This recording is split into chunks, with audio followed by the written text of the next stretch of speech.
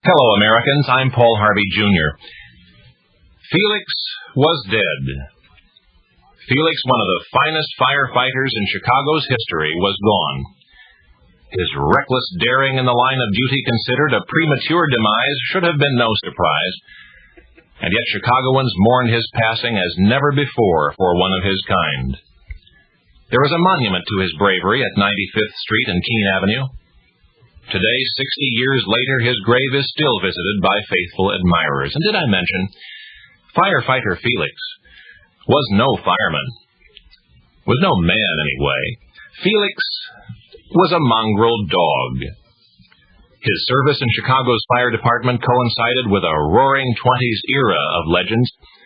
And yet while the Lindberghs and the like captured the imagination of this nation, there was no hero more heroic to Chicagoans than Felix.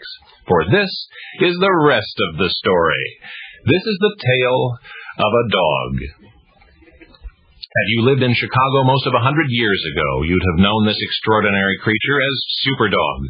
His name was Felix.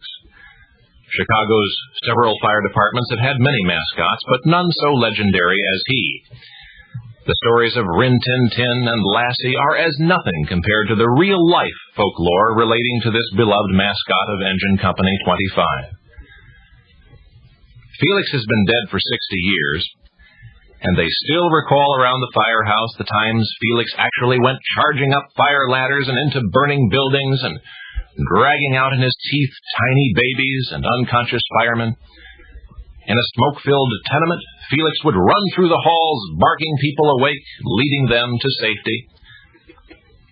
The children of the firemen early in this century loved to hear and rehear the daring exploits of Felix, the Wonder Dog.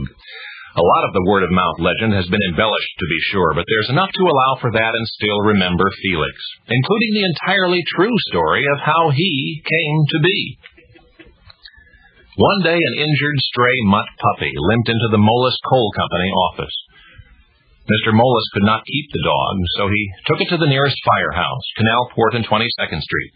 That would be Engine Company 25. Everybody loved the little mutt, and as he matured, he learned the fire alert codes, would be first to leap to his feet and onto the truck when there was a call to action. The accounts of his bravery, intelligence, and acrobatic skills on the ladder grew and eventually outgrew Engine Company 25 until they intrigued all of fire-conscious Chicago. And when Felix died in 1925, the city watered his grave with its tears. There's a monument to Felix in suburban Palos Hills, erected by a librarian he never saw in a city where he never lived. And researchers reflect to this day on the premature demise of the Superdog of 60 years ago. For all his daring, for all his heroics, Felix was not consumed by the danger of his voluntary rescues.